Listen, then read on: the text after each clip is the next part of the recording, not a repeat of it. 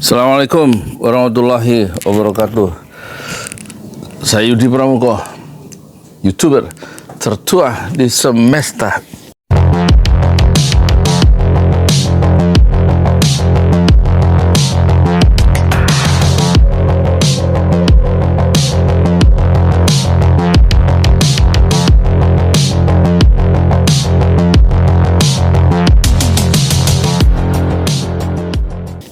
Saya mau ngomong apa ya?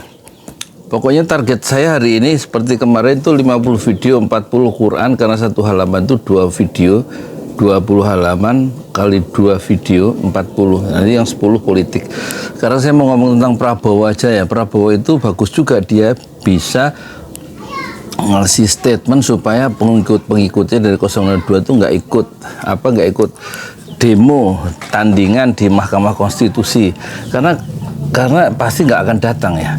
Karena kalau sampai terjadi bentrokan itu yang rugi citranya Prabowo yang betul-betul tercoreng. Kenapa? Kalau dia merasa menang, kenapa dia harus membela diri dengan menurunkan relawan-relawannya? Itu kan kayak Jokowi itu masih pakai relawannya itu. Harusnya udah nanti relawan-relawan itu kalau memang udah Prabowo kepilih jadi presiden itu harus dibubarkan. Nggak usah dilembagakan kayak 5 tahun Jokowi terakhir itu bikin negara ini rusak gara-gara relawan yang kemudian tetap dipelihara. Udah kelembagaan demokrasi itu yang dihidupkan, nggak usah tukang-tukang pukul dalam tanda petik itu kemudian menjadi pembela-pembela kebijakan presiden ya, gara-gara tambah rusak tuh gara-gara relawan tuh. Ada yang die hard, pasang badan lah macam-macam kemarin tuh. Nah, sekarang sejak awal dia sudah bagus ngasih keputusan, nggak akan menghimbau ya, sebenarnya melarang ya orang tuanya, bukan orang tuanya. Saya pengen ngomong dengan kecepatan tinggi tapi belepotan ya. Jadi supaya nggak ada bentrokan, karena gini, kalau terjadi bentrokan itu rusak Prabowo di hari pertama dia dalam konstitusi ya. Dulu waktu Prabowo itu mengerahkan relawannya di MK dulu tahun 2019, dan saya datang karena saya pendukung Prabowo tahun 2019. Bu, mana si kecil? Itu pantas karena Prabowo waktu itu posisinya dicurangi, underdog ya. Kalau sekarang kan Prabowo posisinya mencurangi Anies Baswedan yang, jadi nggak usah juga membela diri orang.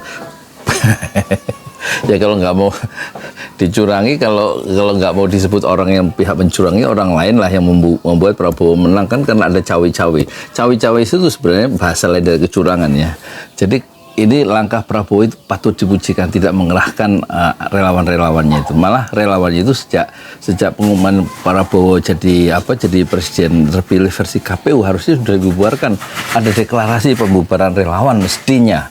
Termasuk Anies juga harus dibubarkan relawan itu. Ngapain sih relawan-relawan itu masih membanggakan diri gitu ya sebagai relawan? Harusnya kita masuk dalam satu era baru, satu permainan baru, semuanya mengikuti pakem-pakem demokrasi meskipun dicurangi, tetapi bagus juga Anies itu dia mengurus masalahnya lewat Mahkamah Konstitusi dengan mengumpulkan bukti-bukti yang sudah terverifikasi, yang sudah diverifikasi, yang sudah valid, dan nampaknya akan ada kejutan Mahkamah Konstitusi yang sekarang sudah independen, yang karena nggak ada Paman Usman di situ, dilarang sama Jimli Asidiki sebagai ketua Mahkamah Kehormatan MK itu kan nggak boleh menangani kasus-kasus pemilihan umum kan.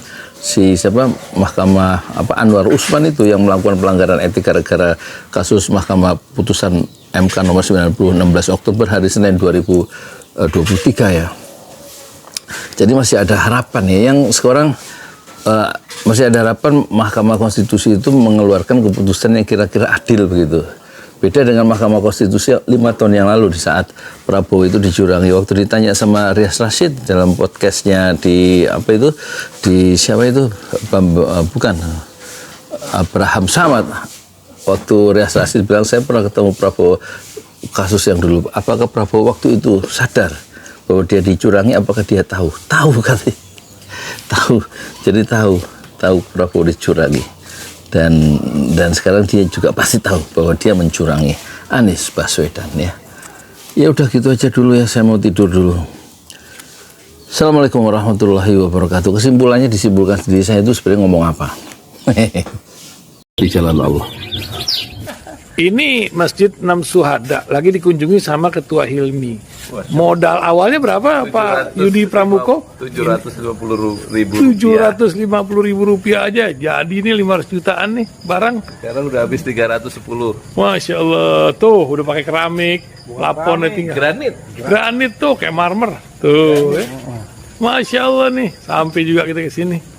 Masjid Enam Syuhada, ngapa namanya Masjid Enam Syuhada, Ya, Pak Yudi? kita mau mendokumentasikan perjuangan dakwahan nama anak muda pengawal Habib Rizik Syihab itu. Masya Allah. Yang dibunuh sama orang jahat di kilometer 50. Kilometer 50 ya. Itu kan simbol memperjuangkan dakwah itu kita harus memberikan segalanya untuk Islam kan ya, untuk Masya dakwah Islam. Allah. Dan nama anak muda itulah yang sudah memberikan segalanya untuk Islam. Masya Allah. Apa nanti nama pemuda itu ada juga di sini mungkin diterapkan? Mungkin namanya 6 syuhada. 6 syuhada Iya, itu, 6 syuhada dipasang di sini, 6 syuhada. Bip Ali, apa yang dikomentarin dari ini semua, Bip Ali? Masya Allah, luar biasa. Dari uang 700.000, kalau pengen ternyata bisa. Bisa. Allah kirim. Tuh, bisa. Ya, Masya. dengan masuk satu gang kecil, tapi Bapak ini luar biasa. Kecil tuh. Oh, Masya Allah ya. Satu call aja. Masya Allah. Perjuangan Pak Yudi Pramuko, YouTuber sejagat paling tua. Tertua di semesta. Tertua di semesta. Masya Allah. Tukang donat. Tukang donat. Tukang donat dari Paru. Ini saya laporkan dari lapangan ini, langsung dari Masjid Enam Syuhada. Masya Allah. Dan ini dia. Dalam lihat ah. Tuh lihat tuh masjidnya, tuh imamnya di situ tuh. Malam-malam lagi kita. Masya Allah. Masih kurang nih. Atapnya katanya transfer aja.